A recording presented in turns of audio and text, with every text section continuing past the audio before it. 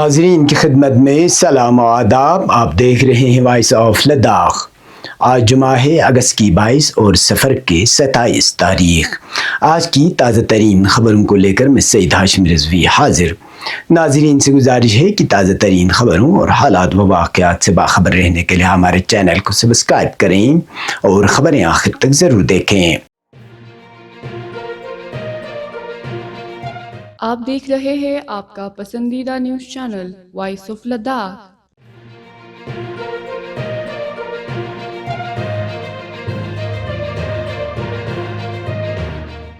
وادی کشمیر میں ان دنوں گوشت اور چکن کی غیر معیاری سپلائی اور ریڈی میڈ کھانوں کے حلال و حرام ہونے کے معاملے پر شدید بحث جاری ہے.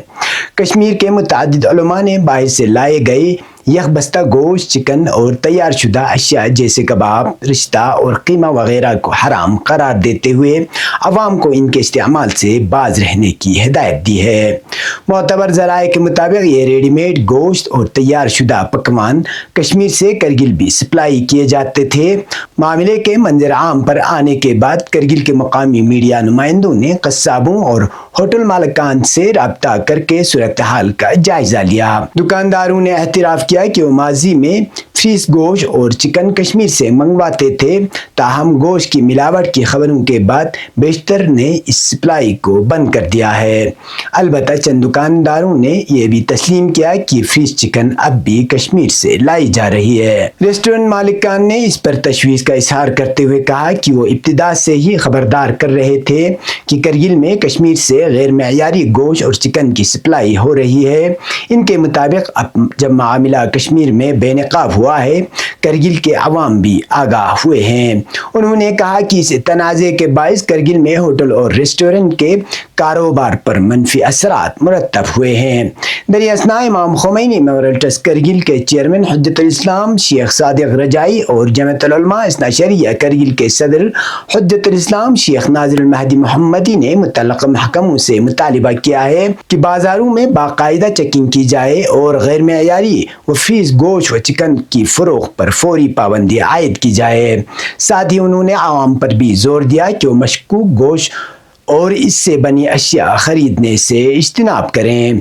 اس سلسلے میں food safety and standard authority Kargil کے اسسٹنٹ کمشنر سے خصوصی ملاقات کی گئی. انہوں نے بتایا کہ ایف ایس ایس وقتاً فوقتاً ضلع کرگل کے مختلف علاقوں میں چھاپے مار کر نمونے حاصل کرتا ہے اور ان کی معیار کی جانچ کرتا ہے. انہوں نے واضح کیا کہ حالیہ دنوں میں کشمیر سے آنے والے میٹ پروڈکٹس جن میں کباب اور رشتہ وغیرہ شامل ہیں، ان میں حرام گوشت کی ملاوٹ کے شواہد نہیں ملے. البتہ انہوں نے کہا کہ کشمیر سے آنے والے تمام میٹ پروڈکٹس جن میں تیاری کی تاریخ اور میعاد درج نہ ہو، ان پر پابندی عائد کی جائے گی.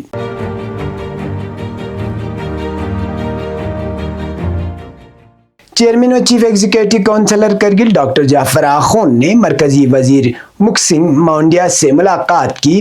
ملاقات میں کرگل میں ونٹر سپورٹس اکیڈمی کے قیام، سپورٹس کونسل کی تشکیل اور کھیلوں کے بنیادی ڈھانچے کی ترقی پر بات ہوئی. وزیر موصوف نے اکیڈمی کے قیام اور فنڈنگ پر مثبت رد عمل دیتے ہوئے یقین دلایا کہ کھیلوں کے ذریعے لداخ کے نوجوانوں کو روزگار کے نئے مواقع فراہم کیے جائیں گے.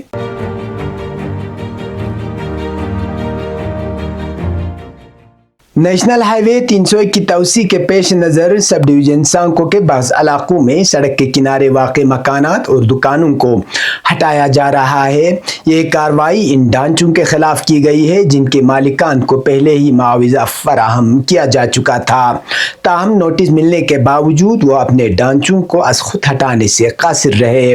اس کارروائی کے دوران نائب تحصیلدار سانکو، محکمہ مال کے عملے اور پولیس کے ذمہ داران موجود تھے تاکہ آپریشن پرامن طریقے سے انجام پا سکے. مقامی ذرائع کے مطابق اگرچہ کچھ لوگوں نے انتظامیہ کے اس اقدام کو سراہا ہے، تاہم انہوں نے اس بات پر اعتراض جتایا ہے کہ سڑک کے زد میں آنے والے تمام دکانوں کو معاوضہ فراہم نہیں کیا گیا ہے. لوگوں کا کہنا ہے کہ صرف چند مخصوص دکانوں کو ہی معاوضہ ملا ہے، جس کی وجہ سے محدود پیمانے پر ہی ڈھانچے ہٹائے گئے ہیں. انہوں نے کہا کہ اگر سڑک کے کنارے آنے والے تمام دکانوں اور مکانات کو یکساں طور پر معاوضہ دیا جاتا تو یہ کارروائی ایک ساتھ مکمل ہو جاتی اور سانکو بازار میں سڑک کی توسیع کا صحیح فائدہ ملتا۔ ان کے مطابق صرف چند ڈھانچے ہٹانے سے سڑک کی کشادگی کا مقصد پورا نہیں ہوگا۔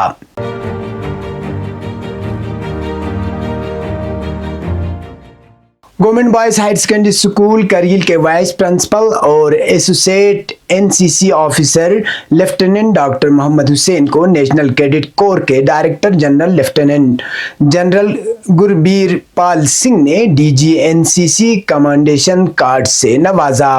ڈاکٹر حسین یہ اعزاز حاصل کرنے والے لداخ کے پہلے ANO سینئر ڈویژن ہیں جو نہ صرف اسکول بلکہ پورے خطے کے لیے ایک اہم سنگ میل ہے۔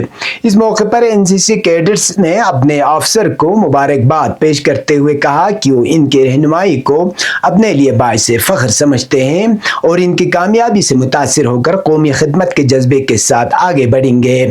قابل ذکر ہے کہ ڈاکٹر حسین اس سے قبل بھی متعدد قومی، ریاستی اور ضلعی اعزازات حاصل کر چکے ہیں۔ ماہرین کے مطابق DG NCC کرگل کا حالیہ دورہ خطے میں NCC کے لیے ایک نئے دور کی شروعات ثابت ہوگا۔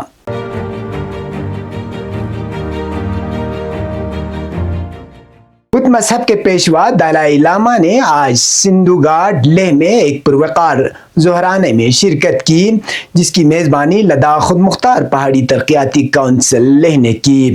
اس تقریب میں چیئرمین و چیف ایگزیکٹو کونسلر لداخ پہاڑی ترقیاتی کونسل لیہ ایڈوکیٹ تاشی گیلسن کے علاوہ منتخب عوامی نمائندوں، اعلیٰ سرکاری حکام، مختلف مذاہب کے رہنماؤں اور مقامی برادری کے سرکردہ افراد نے بڑی تعداد میں شرکت کی۔ اس موقع پر دلائی لاما کی آمد کو خطے کے لیے باعث سعادت قرار دیا گیا اور ان کی موجودگی میں بین المذاہب ہم آہنگی اور اجتماعی بھائی چارے کی علامت کے طور پر سراہا گیا۔ تقریب کے دوران مقررین نے دلائی لاما کی تعلیمات اور ان کے امن و رواداری کے پیغام کو خراج تحسین پیش کیا اور اس بات پر زور دیا کہ ان کی رہنمائی لداخ کے عوام کے لیے ہمیشہ مشعل راہ رہی ہے۔ یہ ظہرانہ نہ صرف مذہبی و سماجی ہم آہنگی کو فروغ دینے کا مظہر تھا بلکہ مقامی برادری اور قیادت کے درمیان اتحاد اور تعاون کو بھی اجاگر کرتا ہے۔ اب پیش ہے قومی اور بین الاقوامی خبریں۔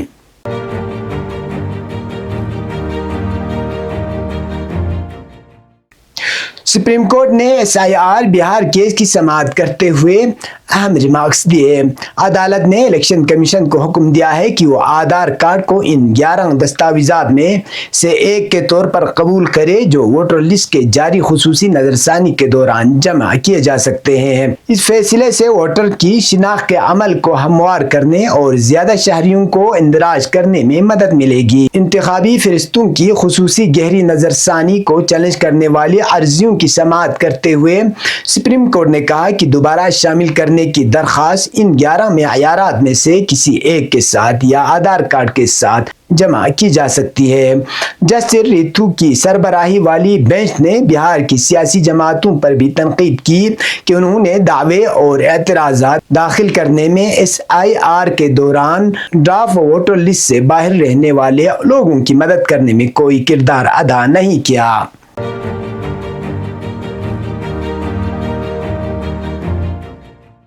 فلسطین کی اسلامی مزاحمت تحریک حماس نے ایک بیان میں صہیونی حکومت کے نئے آپریشن کو فلسطینی عوام کو تباہ کرنے کی پالیسی میں شدت کی علامت قرار دیا ہے۔ حماس نے اپنے بیان میں کہا ہے کہ یہ جنگ اور نسل کشی 22 ماہ سے زائد عرصے سے جاری ہے اور اب ایک نئے مرحلے میں داخل ہو چکی ہے۔ تحریک نے اس بات پر زور دیا کہ نتنیاہو ثالثی کے اقدامات کو مکمل طور پر نظر انداز کرتے ہوئے نہ صرف اسرائیلی قیدیوں کی رہائی کے تعلق سے کوئی حقیقی عزم نہیں رکھتے بلکہ کسی بھی معاہدے تک پہنچنے میں بھی سب سے بڑی رکاوٹ ہیں۔ حماس کے مطابق تل ابیب نے جو کچھ شروع کیا ہے وہ ماضی کے شکست خوردہ اور ناکام منصوبوں کا ہی اعادہ ہے۔ حماس نے آخر میں مطالبہ کیا کہ ثالث ممالک جاری صہیونی حکومت کے ہاتھوں فلسطینیوں کے قتل و غارت، محاصرے اور بھوکمری کی پالیسیوں کو ختم کرنے کے لیے قابض حکومت پر زیادہ سے زیادہ دباؤ ڈالیں۔ یہ تھے اب تک کی خبریں۔ اسی کے ساتھ مجھے اور میرے ساتھیوں کو دیجیے اجازت۔ اللہ حافظ۔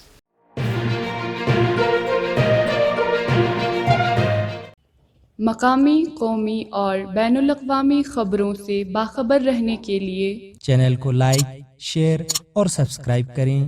साथ ही बेल आइकन दबाना न भूलें।